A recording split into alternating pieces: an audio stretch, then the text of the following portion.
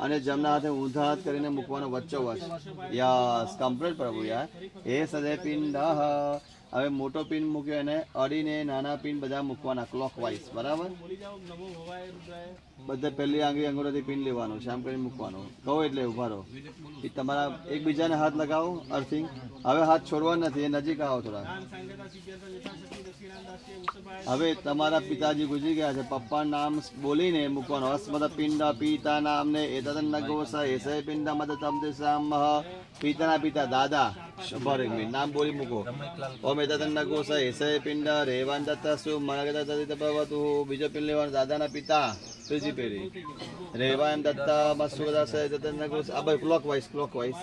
એસે પિંડ રેવાન દત્તસુ ગગદત્ત પિતા ભવતુ. પિતા દાદા પરદાદા.